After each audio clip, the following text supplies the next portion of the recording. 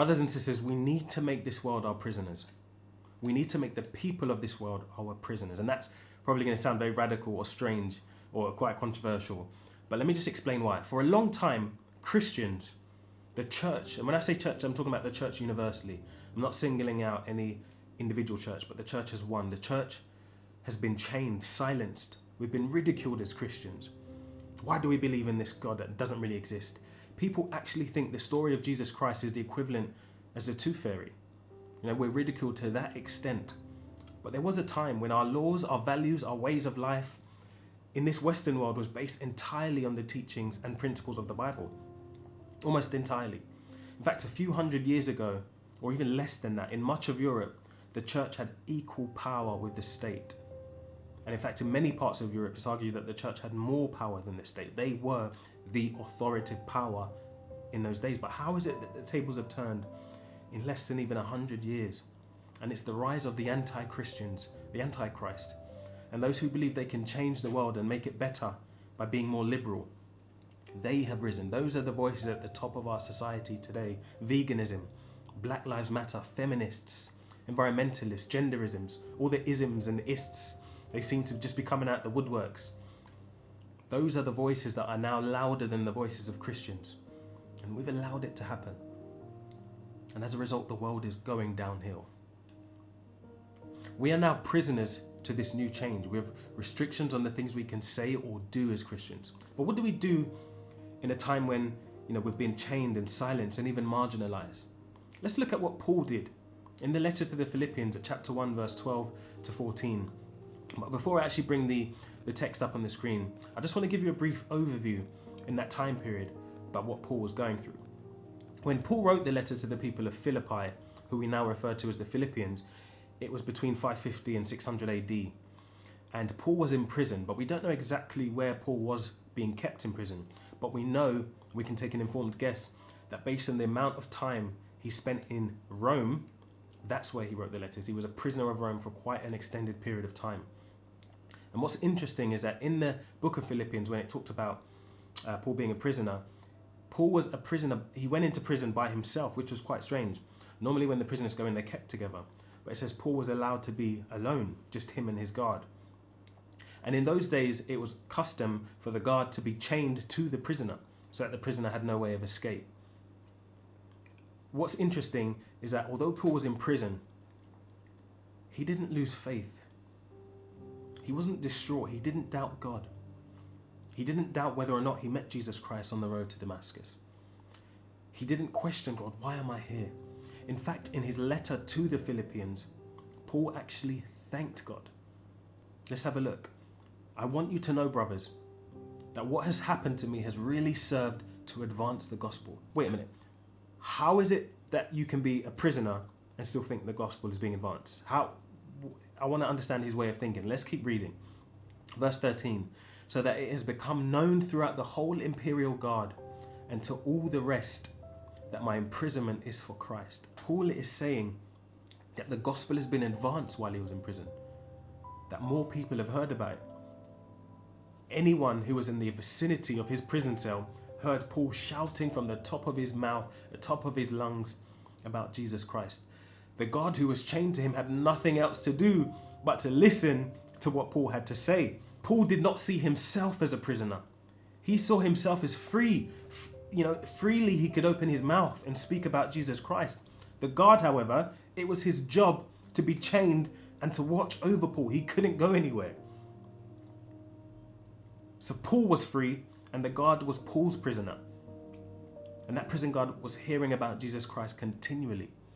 And I think that's interesting. So likewise, in a time where we're being chained, we're prisoners of this world currently.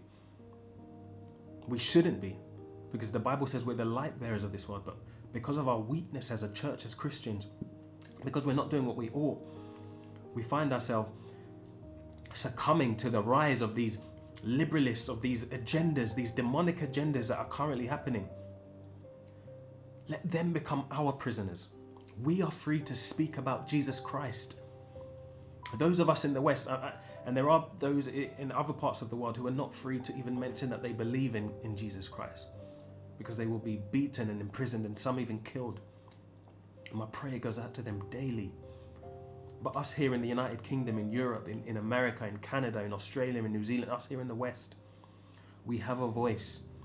We can speak about our belief. We can speak about the gospel, what Jesus Christ did for all. Let the world become our prisoners. When we go into work, let our colleagues be our prisoners. When we go into the gym, let our sparring partners, our gym partners be our prisoners. When we go to the dentist, let the dentist be our prisoner. The doctor, the shopkeeper, let them hear about the gospel continually. Because guess what? We have to live together. They have to tolerate us, if you want to put it that way. Let's use that to our advantage. Let's advance the gospel of Jesus Christ. That's kind of all I really wanted to share today. It's something that I read and it really took me back. I was really stirred up with excitement, with encouragement. I thought, how is it that Paul can be in prison and not lose hope? I'm trying to imagine me, if I was speaking about God and they put me in Belmarsh prison, I don't know, for 1-2 years. I think I might have lost faith. But reading that has encouraged me to never lose faith, never lose hope. In fact, I think it's Philippians chapter 2 when Paul says, to you it has been granted not only to believe in his name, but suffer for his sake. He used the word granted, like, yes, you've been granted permission to suffer for his name. And that's major encouragement for me. And it's going to probably sound weird to those who are not well versed in the Bible, but I encourage you to read the book of Philippians. But that's it from me. If you've enjoyed the message, then leave a comment. Let me know what you guys think. You know, when was the last time you spoke to somebody about Jesus Christ? What difficulties are you having in regards to speaking to people about Christ? Is it a lack of boldness? Is it not knowing what to say? Is it not knowing the gospel of Jesus Christ to be able to tell it? Whatever it is, just reach out, please. I'm so passionate about speaking and spreading the word because sorry about that. My memory card said memory full, so it cut me off, but I'm back. I'll probably only be back for a short period of time, but you guys wouldn't have noticed. It would just be a continuous video for you all, but this interrupted me as I was speaking, so I kind of have to regather my thoughts and, you know, try and remember where I was or where it ended. But nevertheless, this message was a message of encouragement. I really want to encourage you all. I'm really passionate about spreading the gospel of Jesus Christ, and I always ask yourself, when was the last time you spoke to someone about Jesus Christ? If you claim to be a Christian, if not, fine. But what's brought you to this channel? What's brought you to this video? Reach out. Please leave a message, leave a comment down below, or just send me an email. I really want to speak to some people about, you know, some of the things they're going through, their beliefs, their struggles, in terms of speaking to people about the gospel, speaking to people about Jesus Christ, letting people know you're a Christian. I think one of the most difficult things is to tell your work colleagues, I'm a Christian, I can't do that. Not even I can't do that, I don't want to do that. Can't means you're living under the law. You're living under restrictions.